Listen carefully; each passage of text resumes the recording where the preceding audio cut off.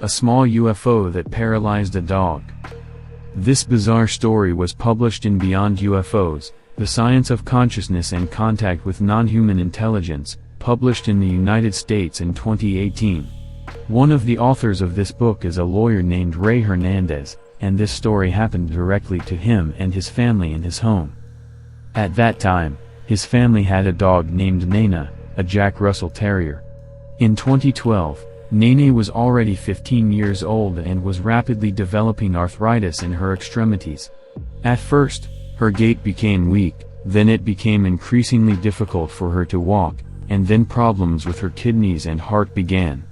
Nana was treated, but it only got worse. On March 3, 2012, Nana could not move her paws and now could only lie down, raise her head, and bark. Her owners called the veterinarian, but he only suggested they come to terms and humanely euthanize the sick pet. Euthanasia was scheduled for the next day. Ray Hernandez's wife, Dulce Hernandez, a devout Catholic, took this very hard and began praying for Nana. In the morning, around 6 o'clock, Nana began to bark restlessly. Dulce decided that maybe she wanted to go to the toilet, took the dog in her arms, and then began to go down to the first floor into the living room so that she could then go out into the courtyard, where Nana could relieve herself. And there, in the living room, Dulce saw a luminous silver object about a meter in diameter, which was shaped like an inverted horseshoe. This object hovered above the floor, and for some reason, the devout Dulce mistook it for an angel. When my wife saw this object, she immediately kneeled and began to pray. She was still holding our dog in her arms and asked this angel if he was truly an angel, then let him make sure that her dog Nana did not suffer from his illness. A few minutes later, Dulce began calling her husband and asking him to come downstairs. Ray did not want to get out of bed, and then she went upstairs and pulled him out of bed. He asked her, "What happened?" But she just said, "You will see for yourself, you will see." I followed my wife down the stairs. She stopped next to Nana, who was lying on the floor, still completely paralyzed, on her back. Then my wife and dog disappeared right before my eyes. Almost immediately after that, I entered a kind of hypnotic trance. It was as if you were in a state of awakening from a dream, half conscious, half in a dream world. According to Ray, while in this altered state of consciousness, he did not even think about what had just happened to his wife. He was completely stunned and looked at the strange object in his living room. But if Dulce described this object as an inverted letter U, then Ray saw in front of him a glowing, multicolored, translucent object of a rectangular shape. Only its dimensions were still the same, about a meter in diameter. The object hovered at a height of about 120 centimeters above the living room floor. Ray called this object the plasma energy creature. Then he developed a kind of tunnel vision, thanks to which he could only see the space that was about a meter around the object. The rest of the living room was hidden from his view.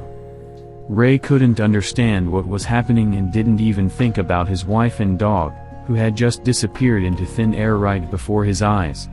Automatically, he went up to the bedroom on the second floor, went to bed, and quickly fell asleep. According to Ray, this plasma energy then completely controlled his consciousness. I immediately fell asleep.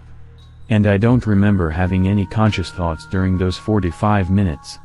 After I woke up from this semi-conscious hypnotic trance, I ran down the stairs.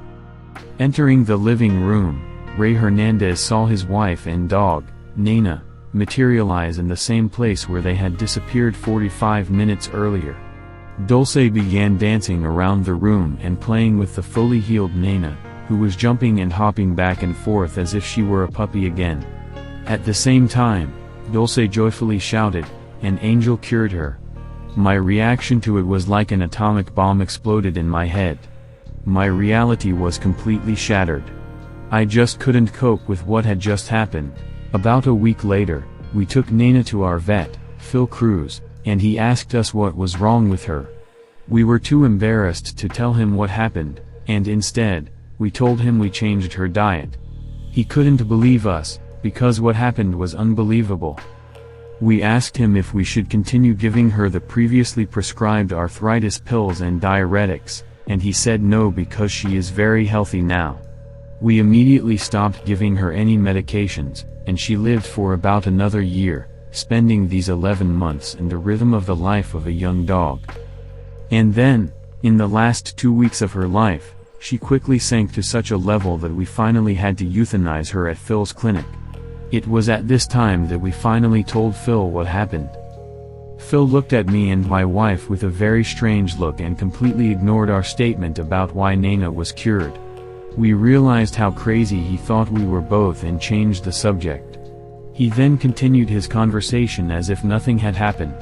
This is exactly how almost all of our friends reacted when we told them about our UFO experience.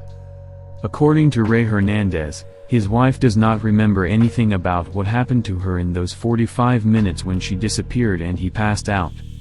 It was a classic episode of missing time among abducted UFOs.